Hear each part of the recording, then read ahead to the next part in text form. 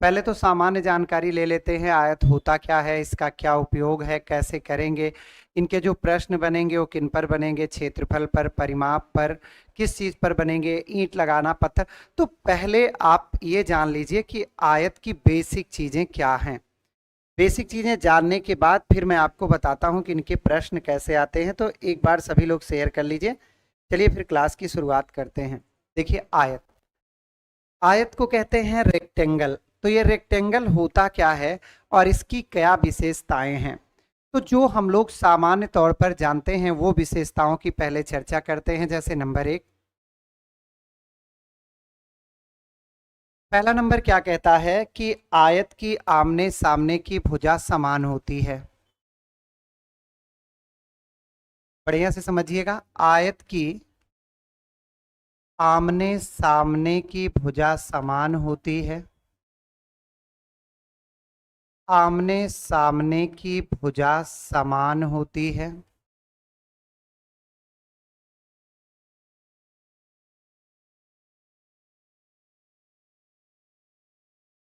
तो आमने सामने का मतलब है कि ए बी बराबर होगा डी सी के और डी ए बराबर होगा किसके, बी सी के। अब देखिए दूसरा, इसका प्रत्येक अंतःकोण 90 डिग्री होता है। इसका प्रत्येक अंतःकोण 90 डिग्री होता है। प्रत्येक अंतःकोण 90 डिग्री होता है। अंतःकोण का क्या मतलब है, अंतःकोण का मतलब है ये जो कोने पर कोण बन रहे हैं। ये देखिए, ये अंतःकोण है, ये अंतःकोण है, ये अंतःकोण है, ये अंतःकोण। तो ये सारे के सारे कितने डिग्री के होते हैं, 90 डिग्री के। अब जब ये कोण 90 डिग्री के होते हैं तो इसके सभी अंतःकोणों का योग क्या होता है, तो इसके सभी अंतःकोणों का योग होता है, अंतःकोणों का योग 360 डिग्री के बराबर होता है। तो किसी भी आयत के सभी अंतःकोणों का योग कितने डिग्री के बराबर होता है, 360 डिग्री के बराबर होता है। चलिए, ये तो आपको याद रहेगा कि भाई जब एक कोण 90 डिग्री का है तो चार कोण हैं, तो चारों मिलाकर कितने हो जाएंगे, तो चारों मिलाकर के 360 हो जाएंगे। अच्छा, अब इसकी चौथी विशेषता क्या है कि सभी बाह्य कोणों का योग भी 360 डिग्री होता है। सभी बाह्य कोणों का योग भी कितना डिग्री होता है, ये भी 360 डिग्री होता है। अब अगर आप पूछेंगे कि कैसे होता है, समझने का प्रयास करेंगे, तो देखिए अगर मैं इसको आगे की ओर बढ़ा दूं तो इतना 90 है तो ये भी 90 होगा। तो ऐसे सब में बढ़ाते जब चले जाओगे तो 90 90 का चार कोण बनेगा और चारों कोण मिलाकर के कितने के हो जाएंगे, 9 चौक 36, 360 के। क्लियर है भैया? अब देखिए दोस्तों, इसके विकर्ण जो हैं वो समान होते हैं। इसके विकर्ण समान होते हैं,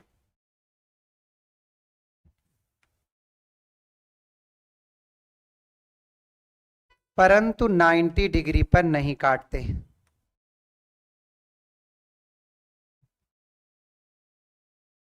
अब ये बहुत ही महत्वपूर्ण पॉइंट है कि इसके विकर्ण जो हैं वो समान जरूर होंगे, लेकिन इनके विकर्ण 90 डिग्री पर आपको नहीं काटेंगे। ठीक है, कभी भी इसके विकर्ण 90 डिग्री पर नहीं काटेंगे। अच्छा, ठीक है भाई। अब देखो, विकर्ण कहाँ है, तो इसमें दो विकर्ण होते हैं। एक विकर्ण होता है आपका डी से बी तक और दूसरा विकर्ण होता है ए से सी तक। तो आयत और वर्ग की एक ये भी सबसे बड़ी विशेषता है कि इनके जो विकर्ण हैं वो समान तो होते हैं, पर वर्ग का विकर्ण समकोण पर काटता है, 90 डिग्री पर काटता है, लेकिन जो आयत का विकर्ण होता है वो 90 डिग्री पर नहीं काटता है। चलिए आगे बढ़ते हैं। आयत का जो क्षेत्रफल होता है, एरिया होता है, वो होता है लंबाई गुणे चौड़ाई। लंबाई इंटू क्या, चौड़ाई। आयत का परिमाप जो होता है वो किसके बराबर होता है? तो आयत का परिमाप बराबर होता है, अब देखिए इसमें दो लंबाई आपस में बराबर हैं और दो चौड़ाई बराबर हैं, तो कहने का मतलब आप कह सकते हैं दो लंबाई प्लस दो चौड़ाई। तो हम दो को कॉमन ले लेते हैं, तो इसे लिखते हैं लंबाई प्लस क्या, चौड़ाई। ठीक है। अब बात बचती है किसकी, इसके विकर्ण की, तो उस पर भी चर्चा करते हैं। इसको आप लोग नोट कर लीजिए, समझ में आ रहा सब कुछ? चलिए, अगर मैं कहूं आयत का विकर्ण क्या होता है, तो इसके संदर्भ में थोड़ा सा आप लोग समझिएगा। आयत का विकर्ण, विकर्ण कहाँ है? यही है जो आयत का विकर्ण है, यहां से यहां तक। इसको मैं यल मान लूं, इसको बी मान लूं, तो देखो एक ऐसी आकृति बन गई, यहां ध्यान से समझिएगा, ये बन गई, ये यल है, ये बी है, इसे कहते हैं समकोण त्रिभुज। और समकोण त्रिभुज में पाइथागोरस प्रमेय के अनुसार क्या होता है दोस्तों?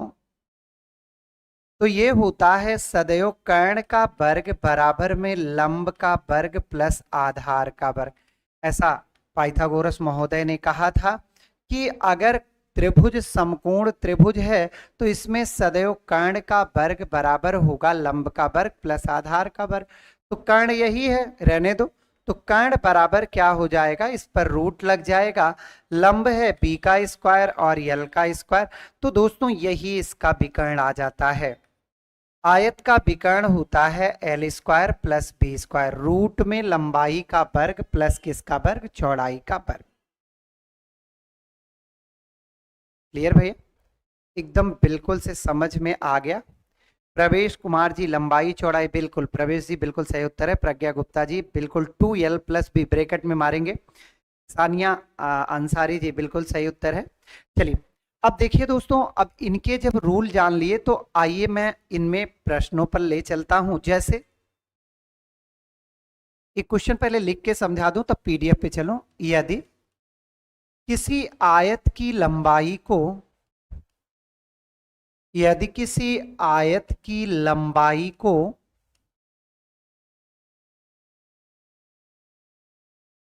20% बढ़ा दें और चौड़ाई को 15% घटा दें, चौड़ाई को 15% घटा दें, तो क्षेत्रफल पर क्या प्रभाव पड़ेगा? तो क्षेत्रफल पर क्या प्रभाव पड़ेगा? ये मैं क्यों लिख के करा रहा हूं, इसको इसलिए करा रहा हूं कि आपका जो परसेंटेज वाले क्वेश्चन होते हैं वो अक्सर आपको एग्जाम में देखने को मिल जाते हैं। और आप x प्लस वाई वही लगाते हैं, तो ऐसा कुछ मत लगाइएगा। आप एकदम वही करिए जो मैंने बताया था। लंबाई कहता है 20% बढ़ गया तो 120/100 हो गया, 20 6 120, 20 पंचे 100 हो गया। और ये 15% घट गया चौड़ाई, तो ये हो गया 85। 15 घटने का मतलब क्या, 100 में से अगर 15 घट रहा है तो बच कितना रहा दोस्तों, 85 बच रहा है। 5 से काटिए तो 17 हो जाएगा और ये बटे में क्या हो जाएगा, 20 हो जाएगा। अब सुनिएगा, आयत का जो क्षेत्रफल होता है, आयत का क्षेत्रफल होता है वो होता है लंबाई गुणे चौड़ाई। तो देखो इसकी वास्तविक लंबाई 5 है और ये 20 है, तो 20 पंचे क्या हो गया, 100। अब यहां समझने की बस छोटी सी बात है कि आप सिर्फ और सिर्फ इसके हर का गुणा कर लेंगे, आपका काम हो जाएगा। अब भैया बढ़ाने के बाद जो लंबाई 5 थी वो 6 हो गई और जो चौड़ाई 20 थी वो घट के 17 हो गई, तो ये 102 आ गया। दोस्तों 100 से 102 हुआ तो नो डाउट वृद्धि हुई कितने की, 2 की, कितने में, 100 में, गुणे कितना, 100। तो यहां पर आपको आयत के क्षेत्रफल में कितने प्रतिशत की वृद्धि देखने को मिल रही है? तो आप बताएंगे कि सर आयत के क्षेत्रफल जो है वो पहले की तुलना में 2% क्या हुआ, इंक्रीज किया, 2% बढ़ गया। बहुत बढ़िया, बहुत बढ़िया प्रवेश कुमार जी, बिल्कुल से आपका करेक्ट आंसर है।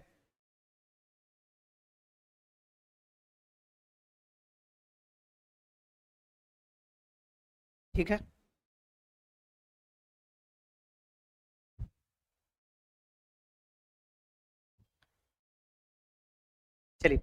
अच्छा, एक प्रश्न और बता देते हैं फिर आगे चलते हैं। जैसे यदि किसी आयत की लंबाई को, यदि किसी आयत की लंबाई को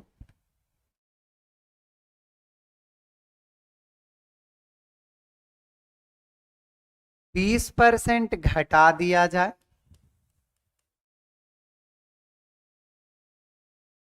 और उसकी चौड़ाई को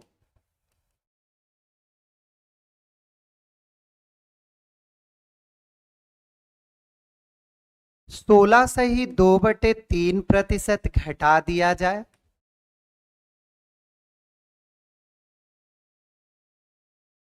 तो क्षेत्रफल पर क्या प्रभाव पड़ेगा? देखिएगा, समझिएगा ध्यान से, कोई दिक्कत नहीं होगी आपको। कहता है एक आयत है, उसकी लंबाई को पहले आप 20% बढ़ा दीजिए।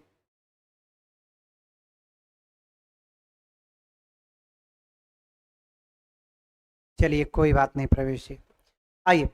तो देखो, लंबाई को 20% घटाना है। अच्छा, इसको हम बढ़ा कर दें, कोई दिक्कत, दोनों जिससे बना रहे। तो लंबाई भैया 20% घटा दी गई, कोई बात नहीं। 20 घटाने का मतलब हो गया 80/100, तो 20 × 80, 20×5 100। अब देखो, इससे मत डरना। 16 से ही 2/3 का मतलब होता है मेरे प्यारे दोस्तों 50/3। देखो, घबराना नहीं। और 100 पर जब 50/3 जोड़ेंगे तो ये 350/3 आएगा। तो आप इसको क्या लिख लेंगे?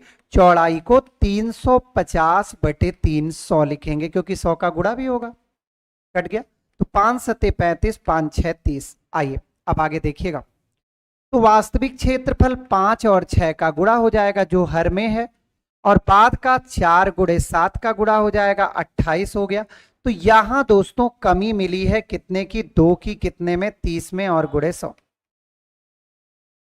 कट गया। ये 10×20/3 हो गया। तो इसकी वैल्यू आ गई 6 से ही 2/3%, या 6.67%। देखो, ये आपकी इच्छा पर है, आप जैसा करना चाहो, जैसा उत्तर देना चाहो वो दे सकते हो, जो आपके ऑप्शन में दिया रहेगा। पॉइंट में दिया है तो आपको पॉइंट पर जाना होगा, और नहीं दिया है तो। चलिए एक प्रश्न और देख लेते हैं, जिससे इसमें कभी दिक्कत ना रह जाए। जैसे मैं आपसे कहूं किसी आयत की लंबाई को 12 से ही 1/2% बढ़ा दें और चौड़ाई को 40% घटा दें, तो क्षेत्रफल पर क्या प्रभाव पड़ेगा?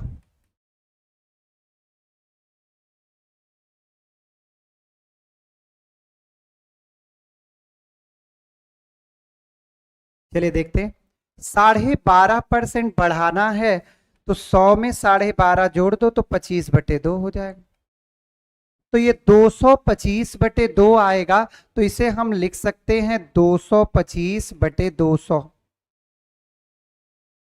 25 9 225, 25 8 200, 9/8 हो गया। चौड़ाई 40% घटा दें तो ये हो गया 60/100। मतलब ये आ गया 20×3 = 60, 20×5 = 100।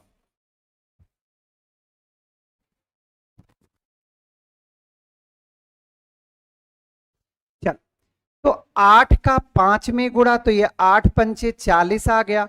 और 9 का 3 में गुणा, देखो डायरेक्ट आप गुणा करिए, कोई दिक्कत नहीं, 27 हो गया। तो कितने की कमी आई? तो 27 3 30 10 40, 13 की कमी है। 40 में और गुणे क्या हो गया? 100। 20×5 = 100, 20×2 = 40, 13×5 = 65/2 बराबर 2×3 = 6, 2×2 = 4, 2×5 = 10, तो 32 दशमलव कै परसेंट? 5%। थोड़ा शेयर वेयर भी कर लिया करो भाई, मन करे तो। चलिए आगे की ओर बढ़ते हैं।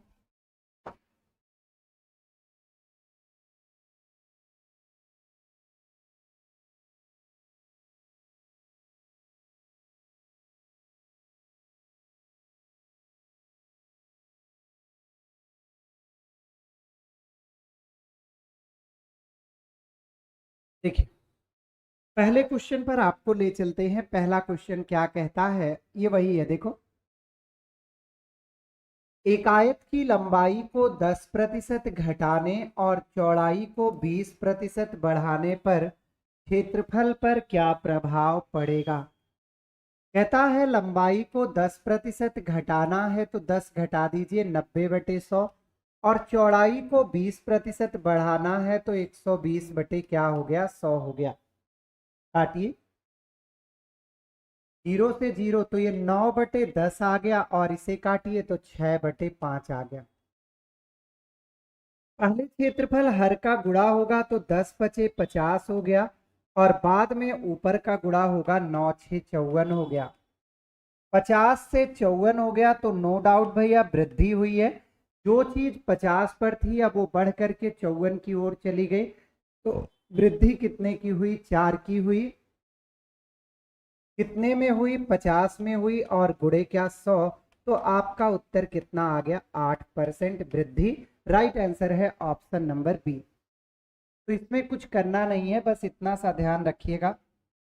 अगर कभी भी आपका, कभी भी कहीं पर भी अगर वृद्धि है तो 100 पर प्लस करके चलिएगा, और कमी है तो 100 पर क्या करके चलिएगा, माइनस करके चलिएगा। समझ में आ गया। चलिए आगे प्लस प्रश्न पर आपको ले चलते हैं। क्या देखिए, यदि किसी आयत की लंबाई को 40% बढ़ा दिया जाए तो बिना सोचे समझे बस 40% मतलब 140/100, 20 सत्ते 140, 20 पंचे 100, 7/5। और चौड़ाई को 15% घटा दिया जाए तो 85/100 हो गया। 5 से काटो 17, 5 से काटो 20। अब ये हो गया 5 गुणे 20 बराबर किसके, 100 के। पहले हर का गुणा, फिर ऊपर का 7 गुणे 7, 17 सत्ते 119। 100 से बढ़ के 19, 119 हुआ, तो 19 बढ़ा है 100 में, और गुणा 100 करिए चाहे ना करिए। आप भी जानते हैं 100 में 19 का वृद्धि मतलब 19% की क्या हो गई, वृद्धि हो गई। क्लियर है भैया। तो इस तरह का अगर प्रश्न आता है तो आप आराम से इसको कर लीजिएगा, इसमें कोई दिक्कत आपको नहीं होगी। ठीक है।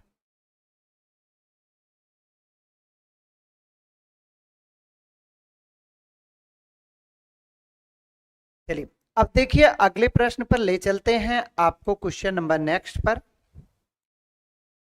कहता है एक आयताकार मैदान 20 मीटर लंबा और 14 मीटर चौड़ा है। ऐसे एक मैदान है जिसकी लंबाई है 20 मीटर और चौड़ाई है कितना, 14 मीटर। कहता है इसके अंदर, बनो नहीं बनाए, इसके अंदर बनाए जाने वाले सबसे बड़े वृत्त का क्षेत्रफल क्या होगा। वो ये पूछना चाहता है कि इसके अंदर सबसे बड़ा वृत्त कौन सा बनेगा। तो देखो यही बनेगा। अगर इससे बड़ा वृत्त लेते हैं तो आपका इसके बाहर चला जाएगा। तो आपको क्या समझ में आया, सीधा सीधा आपको यहां यह समझ में आया कि जो वृत्त का व्यास है वो आयत की छोटी भुजा है।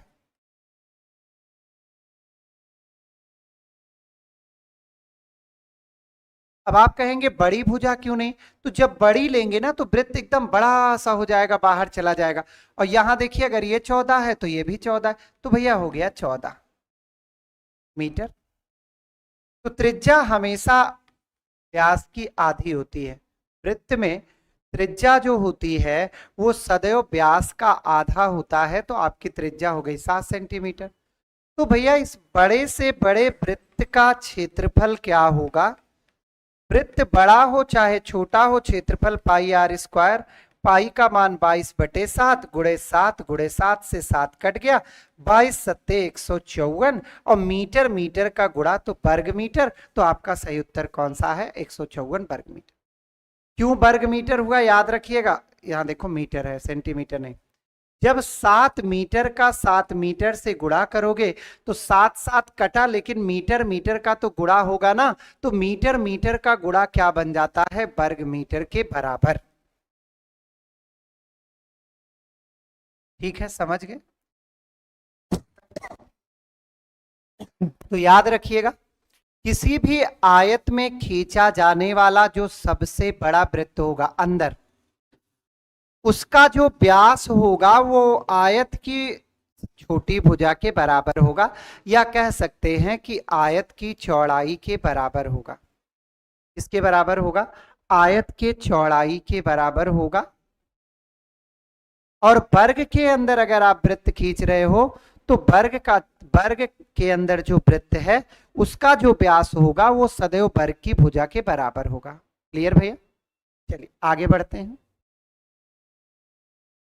क्वेश्चन नंबर 23 देखो, एक आयताकार मैदान 20 मीटर लंबा और 12 मीटर चौड़ा है। तो पहले आप बना लीजिए, एक आयताकार मैदान है जो 20 मीटर लंबा है और 12 मीटर चौड़ा है। इसके एक कोने पर, यहां कहीं एक कोने पर 7 मीटर लंबी रस्सी में एक गाय बंधी है। तो कहता है गाय मैदान का चरे गए भाग का क्षेत्रफल क्या होगा? गाय जो मैदान को चरेगी तो चरे गए भाग का क्षेत्रफल किसके बराबर होगा?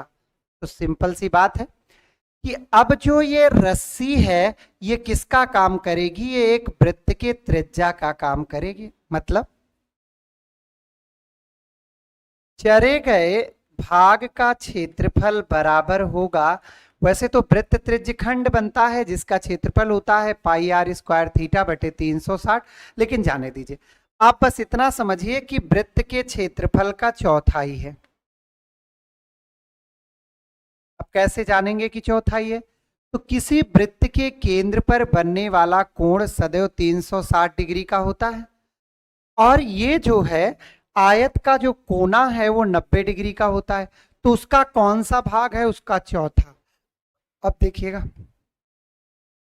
वृत्त का क्षेत्रफल पाई आर स्क्वायर बटे 4, पाई का मान मैं लिख लेता हूं 22 बटे 7। जो रस्सी है वो त्रिज्या है तो 7 गुणे 7, और बस यही तो करना था, तो इनसे काट दीजिए। ठीक है, 7 से 7 कट गया, 2 से दुनाई 4, 2 11 77 बटे 2 हो गया। तो 2 तिहाई 6, 2 अठे 16, तो 38.5 वर्ग मीटर इसका क्या है? क्षेत्रफल। याद रखिएगा, जब भी गाय आप कहीं भी बांधेंगे या गाय द्वारा चरे गए भाग का या ना चरे गए भाग का जब भी क्षेत्रफल पूछेगा तो जो रस्सी जिसमें वो गाय बंधी है वही रस्सी आपके त्रिज्या का काम करने लगेगी। आगे बढ़ें। 24वां देखिए, एक आयत की लंबाई और चौड़ाई, एक आयत की लंबाई और चौड़ाई 35 और 30 है। 5 मीटर भुजा की कितनी वर्गाकार क्यारियां बनाई जा सकती हैं? कोई बात नहीं, एक आयत है जिसकी लंबाई और चौड़ाई दिया गया है 35 और कितना 30। अब इसमें 5 मीटर की छोटी छोटी क्यारियां बनाना चाहता है वर्गाकार, तो कितनी क्यारी बनेगी यही पूछा है। तो देखिए कुल क्यारियों की संख्या बराबर क्या हो जाएगा? पहले तो ये देखिए, ये क्यारी बनाना कहाँ है? तो आपको बड़े से आयत के मैदान में छोटा छोटा क्यारी को बनाना है। तो सबसे पहले तो मैदान का क्षेत्रफल, सबसे पहले क्या? मैदान का क्षेत्रफल, और बटे में एक क्यारी का क्षेत्रफल।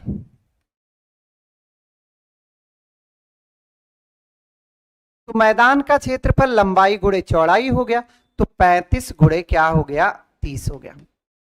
अब क्यारी की बात करिए, एक क्यारी की भुजा कह रहा 5 मीटर, तो वर्ग का क्षेत्रफल क्या होता है? वर्ग का क्षेत्रफल होता है भुजा का स्क्वायर, तो 5 गुणे 5।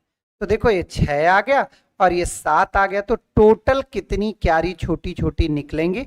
तो इसमें टोटल क्यारियों की संख्या हो जाएगी कितना? 42।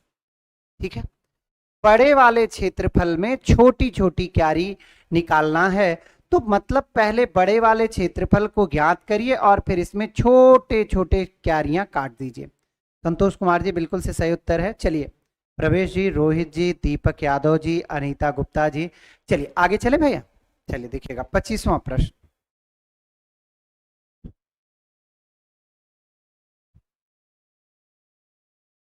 लिखा है किसी कमरे के फर्श की माप है 10 मीटर 8 मीटर, इस पर अधिकतम माप की कितना वर्गाकार डिजाइनें बनाई जा सकती हैं। बहुत ध्यान से देखिएगा।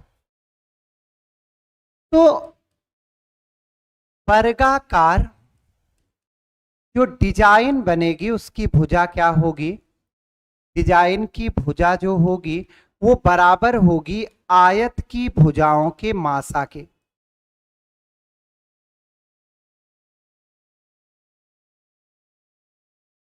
और देखो, अगर आप ये भूल गए कि कैसे कैसे पता चला मासा निकालें, तो यहां ये देखिए, ये अधिकतम, अधिकतम का मतलब क्या होता है? सदैव एचसीएफ होता है, मासा होता है। तो आप निकालिएगा। तो देखो 10 और 8 का जो मासा होगा, एचसीएफ होगा, वो 2 होगा। ठीक है भाई, कोई बात नहीं। अब देखिए कुल डिजाइन पूछा है, थोड़ा सा ध्यान दीजिएगा। तो आप बताइए कि जो डिजाइन बनाई जा रही है वो कहां बनाई जा रही? तो डिजाइन बनाई जा रही है आयत में, मतलब कि किसी कमरे में। तो कमरे का क्षेत्रफल और बटे में एक डिजाइन कितना जगह ले रही है उसका क्षेत्रफल। तो कमरे का क्षेत्रफल लंबाई गुणे चौड़ाई और डिजाइन वर्गाकार है तो 2 गुणे 2 हो गया। तो 2 दुनाई 4 दुनाई 8 और 10 दुनाई 20। तो कितनी डिजाइनें आएंगी? 20 डिजाइनें। यहां सदैव ध्यान रखिएगा कि जब वर्गाकार टाइल्स बिछवाना हो आयताकार कमरे में या चद्दर बिछवाना हो, वर्गाकार का नाम लिया अगर, तो सदैव और सदैव उस वर्गाकार, जिस भी चीज की बात कर रहा, चाहे वो टाइल्स बिछाने की, चाहे वो चटाई बिछाने की, तो वर्गाकार चटाई या टाइल्स की भुजा क्या होगी? तो उसकी भुजा सदैव वही होगी जो इनकी आयत की भुजाओं का क्या होगा? मासा होगा। ठीक है, चलिए कर लेंगे। तो बस यही ध्यान देना कि मासा ही उनका होगा। हाँ, ये एक आयत और एक वर्ग का क्षेत्रफल समान है, कोई बात नहीं। यदि आयत की लंबाई 90 मीटर और चौड़ाई 80 मीटर है, तो यहां कुछ है ही नहीं। देखिए, कहता है वर्ग का क्षेत्रफल बराबर है किसके? आयत के क्षेत्रफल के। वर्ग का क्षेत्रफल होता है भुजा का स्क्वायर और आयत का क्षेत्रफल होता है लंबाई गुणे चौड़ाई। तो भुजा का स्क्वायर बराबर हो गया मेरे दोस्त, लंबाई दिया था 90, चौड़ाई 80। तो भुजा बराबर हो गया, अगर हम बात करें तो रूट में हो गया 7200। अगर हम इसको तोड़ें तो देखो 7200 को गुणे 100 कर लो, और 72 8 9 72, 2 दुनाई 4 दुनाई 8। तो देखो ऐसे लिख लो, 72 को तोड़ो, 2 दुनाई 4 दुनाई 8 त्रिक 24 तिया 72, और 100 को 100 ही रहने दो। तो देखो ये जोड़े में है, ये जोड़े में है, ये भी 10 का वर्ग है। तो 2 गुणे 3 गुणे 10 निकल आएगा और रूट 2 रहेगा। तो 10 दुनाई 20 तियाई 60, रूट कितना मीटर? 2 मीटर। तो उस वर्ग की भुजा कितनी है? 60 रूट 2 मीटर। क्लियर भैया? देखिए 7200 को तोड़िए, 7200 मतलब 72 गुणे 100 कर लीजिए, तो 100 का निकल के 10 आ गया। 72 का कितना हो जाएगा? तो 2 दुनाई 4 दुनाई 8 त्रिक 24 तिया 72, तो 6 बाहर आ जाएगा, रूट 2 हो जाएगा। अब गुणा कर दीजिए तो 10 6 60, रूट कितना हो गया? 2 के बराबर। ठीक है, समझ में आया? अब बढ़ते हैं अगले प्रश्न की ओर। अगला देखिए 27वां। 25 मीटर लंबे और 20 मीटर चौड़े आयताकार खेत से बनाए गए बड़े से बड़े वर्गाकार खेत का क्षेत्रफल क्या होगा? आराम से देखिएगा, ये एक आयत है, एक आयत है, तो ध्यान से बहुत देखिएगा। आयत है, इसकी भुजा है आपका 25 और इसकी भुजा है 20। तो जो वर्ग बनेगा उसकी प्रत्येक भुजा 20 ही रख सकते हैं, 20 से ज्यादा कम नहीं रख सकते हैं। देखिए भाई, क्योंकि जो इसकी लंबाई है वो 20 है, तो वर्ग तो तभी बनता है जब सारी भुजाएं क्या होती हैं? बराबर होती हैं। तो मतलब अब ये सारी 20 20 20 हो गई, तो इस वर्ग की भुजाएं 20 20 हो गई, तो इसका क्षेत्रफल क्या होगा? तो भुजा का स्क्वायर, 20 का वर्ग बराबर कितना मीटर? वर्ग मीटर, तो 400 वर्ग मीटर के बराबर होगा। क्लियर है? देखो क्षेत्रफल पूछा है भाई, आप आराम से देखिए, ये भुजा 20 है, तो अब मतलब जो भी वर्ग बनेगा उसकी भुजा 20 से 20 तो रख सकते हैं, इससे ज्यादा थोड़े रख सकते हैं। चलिए अगले प्रश्न पर आपको ले चलते हैं, 28वें पर। एक आयताकार प्लाट की भुजा में मतलब लंबाई है 5x, तब चौड़ाई है आपकी कितना 4x। इसका क्षेत्रफल दिया है 500 वर्ग मीटर। तो आयत का क्षेत्रफल क्या होता है? तो आयत का क्षेत्रफल होता है लंबाई गुणे चौड़ाई। तो हम सीधे लिखते हैं 5x गुणे 4x बराबर किसके? 500। तो 20x का स्क्वायर बराबर किसके भैया? 500 के। देखो कट गया, 2 से काटो 25 आ गया। यक्स बराबर रूट लग गया तो ये 5 आ गया। आपसे पूछा है परिमाप, तो यक्स की वैल्यू कितनी आ गई? 5 आ गई। तो इसकी लंबाई कितनी हो जाएगी? 5 का 5 में गुणा कर लो भैया, तो लंबाई हो गई 25 मीटर। और चौड़ाई कितनी हो गई? तो 4 पंचे कितनी हो गई? 20 मीटर। अब सुनिए, आपसे कहता है कि इसका परिमाप क्या होगा। परिमाप, तो आयत का जो परिमाप होता है वो होता है 2l प्लस बी। तो लिख लीजिए 2 हो गया, लंबाई 25 है और 20 है 45, और 45 दुनाई कितना हो गया? 90 क्या मीटर। तो इसका सही जवाब है ऑप्शन नंबर कौन सा? सी।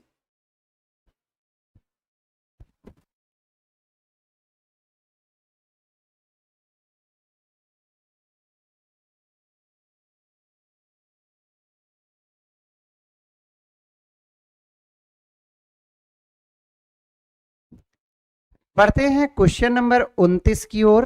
29वां देखिए क्या है। कहता है एक आयताकार मैदान की लंबाई और चौड़ाई में 3:2 का अनुपात है। जब लंबाई 3x है तब इसकी चौड़ाई है कितने के बराबर? 2x के बराबर। अच्छा, परिमाप दिया है, तो आयत का परिमाप क्या होता है? तो आयत का परिमाप होता है 2l प्लस बी। अब ये बराबर दिया है 80 के, हम इससे काट लेते हैं। यल का मान 3x और b का मान 2x बराबर 40 के। तो 5x बराबर किसके? 40 के। तो x बराबर किसके? 8 के। कहने का मतलब आपसे पूछा है कि इसकी चौड़ाई क्या होगी। तो चौड़ाई कितना है? 2x। तो 2 गुणे कितना? 8। तो 2 अठे कितना हो गया? 16 मीटर। इसका क्या हो जाएगा? चौड़ाई हो जाएगी। ठीक है भैया।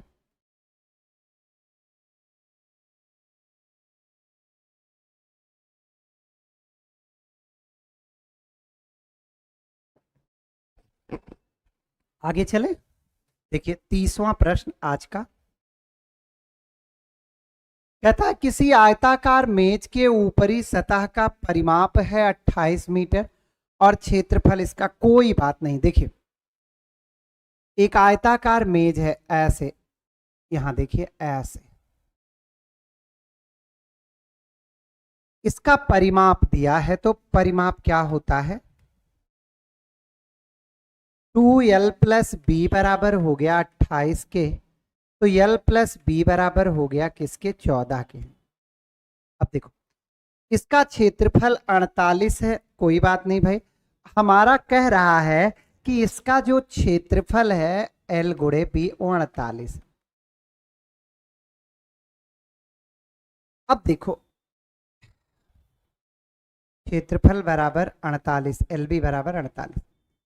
आप इसके दोनों पक्षों का वर्ग कर लीजिए। क्यों कर रहे हैं अभी आपको बताते हैं। तो दोनों पक्षों का वर्ग करेंगे तो L square plus B square plus 2lb बराबर 14 का वर्ग 196। सही भैया, 14 का वर्ग कितना? 196। अब क्या करिए, L square plus B square plus 2 into 48 बराबर 196। तो L square plus B square बराबर हो गया कितने के? तो 196 में से 48 दूना 96 घट जाएगा 100। अच्छा विकर्ण क्या होता है? तो विकर्ण होता है रूट में L square plus B square. तो अगर इधर रूट लगा तो इसका भी रूट लगाएंगे, तो ये बाहर निकल कर आएगा। तो इसका जो विकर्ण होगा वो कितने मीटर का होगा? तो विकर्ण आपका 10 मीटर का हो जाएगा। यहाँ पर दो चीजों में से भी, हाँ हाँ बिल्कुल रख के कर सकते हैं, बिल्कुल ऑप्शन से भी उठा करके कर सकते हैं, आसान है, इसमें कोई बहुत बड़ी बात नहीं होती है। ठीक है भैया,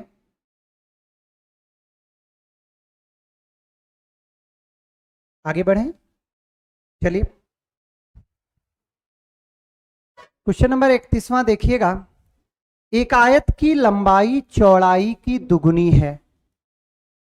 जो लंबाई है वो चौड़ाई की दुगुनी है, मतलब जब ये x है तब ये कितना है? 2x है। कहता है आयत का क्षेत्रफल 7200 वर्ग सेंटीमीटर है। तो क्षेत्रफल होता है लंबाई गुणे चौड़ाई बराबर किसके? 7200 के। देखो ये दिया है ना, आयत का क्षेत्रफल 7200 वर्ग सेंटीमीटर है। तो क्षेत्रफल क्या होता है? लंबाई गुणे चौड़ाई। तो लंबाई गुणे चौड़ाई बराबर 7200, तो ये 2 हो गया, x का गुणा स्क्वायर बराबर 7200, 2 से काट लीजिए। एक्स स्क्वायर बराबर 2 तिहाई 6 1 7, 3600। तो x बराबर कितना? रूट लग गया, तो 3660 का वर्ग है। हमसे पूछा गया है कि आयत की चौड़ाई किसके बराबर होगी? तो चौड़ाई कितनी थी? चौड़ाई x थी, इस कारण से x का जो मान आया है वही हमारा आयत का क्या हो जाएगा? चौड़ाई हो जाएगा। ठीक है, इतनी चीजें समझ में आई भैया? चलिए एक क्वेश्चन आगे बढ़ाते हैं, आपको अगले प्रश्न की ओर ले चलते हैं। देखिएगा 32वां। तो दोस्तों ये क्वेश्चन आपका होमवर्क है, इसे आप सॉल्व करिएगा। ठीक है, अभी आयत और वर्ग के मिश्रित प्रश्न आपको देने बाकी हैं, तो आयत और वर्ग के मिश्रित प्रश्न अभी हम अलग से देंगे। पहले आयत वर्ग हो जाए, वृत्त हो जाए, तभी तो मिश्रित प्रश्न आप कर पाएंगे, नहीं तो कैसे कर पाएंगे। ठीक, तो आज की क्लास में जो मैंने आपको बताया, आज और कल दोनों दिन, वो केवल आयत और वर्ग का बेसिक था। बेसिक का मतलब कि सामान्य कैसे, क्षेत्रफल, परिमाप कैसे, विकर्ण।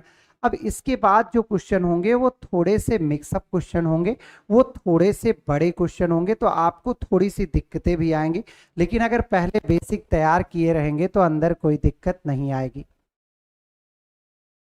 ठीक है, तो अब जैसे यही प्रश्न है, लिखा है 5 मीटर 44 सेंटीमीटर लंबे तथा 3 मीटर 74 सेंटीमीटर चौड़े कमरे के फर्श में प्रयोग होने वाली वर्गाकार। तो मैंने कहा जब संभावित वर्गाकार टाइल्स की बात करें तो भुजाओं का मासा ही वर्गाकार टाइल्स भुजा लंबाई होती है। देखो टाइल्स की जो भुजा होगी वो आयत की भुजाओं के मासा के बराबर होगा। सदैव ये दिमाग में रखिएगा कि ये आयत की भुजाओं के किसके बराबर होगा? तो ये सदैव और सदैव मासा के बराबर होगा।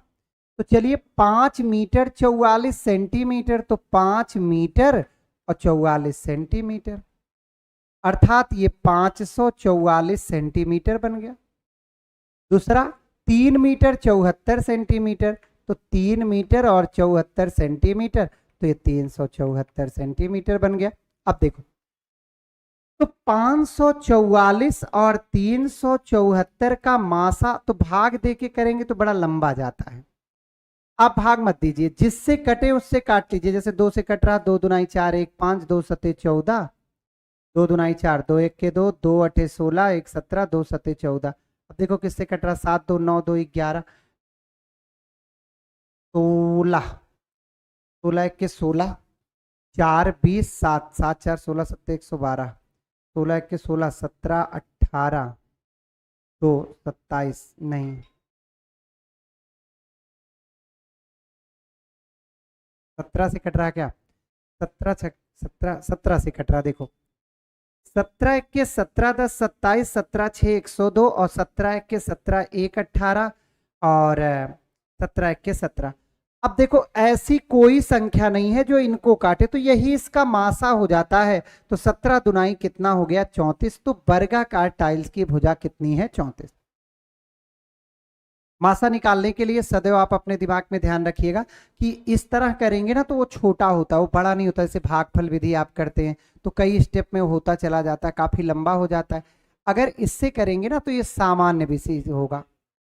ठीक है, कितनी भी बड़ी संख्या आ जाए, जैसे कहता है 2475, 945, तो मतलब ऐसी संख्याओं से भाग देना है जो दोनों संख्याओं को काटे, 2 हैं 3 है 4 है जितनी है, और तब तक काटे जब तक काटती रहेगी एक ही संख्या सबको, आप तब तक भाग देते रहोगे, रुकना नहीं है। क्लियर। अब देखिए आगे बढ़ते हैं दोस्तों, 33वां प्रश्न देखिए। एक आयताकार, ये बड़ा बढ़िया प्रश्न है, आप बताएंगे।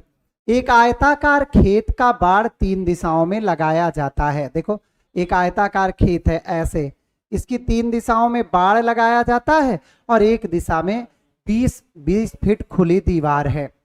अब देखो सीधी सी बात है कि भैया अगर एक दिशा में 20 फुट खुली दीवार है तो दूसरी दिशा में भी 20 फुट होगा, क्योंकि आयत की बात कर रहा है। अच्छा, इसका क्षेत्रफल मान लो यही 20 फुट है, चलो इसे मान लो x। अब आपको दिया है कि खेत का क्षेत्रफल, तो खेत का क्षेत्रफल क्या होता है, तो आप बताएंगे कि सर ये होता है लंबाई गुणे चौड़ाई। तो 20 गुणे x बराबर है 6800, तो 2 तिहाई 6 और 2 चौका, x का मान कितना आ गया 34। अब कहता है तो कुल कितनी फीट बाढ़ लगेगी। तो देखो भैया ये क्या है, इधर आपका एक तरफ तो दीवार लग गई तो इधर बाढ़ लगना नहीं है, तो यहां लगेगी 34 फीट इधर, 20 फीट इधर और 34 फीट इधर। तो टोटल कितना लगेगी 34 प्लस 34 प्लस 20, 30 30 60 20 80 और 8 कितना लगेगी 88 फीट। टोटल बाढ़ कितना लगेगी, तो टोटल बाढ़ आपकी लगी जाएगी 88 फीट। क्लियर भैया। चल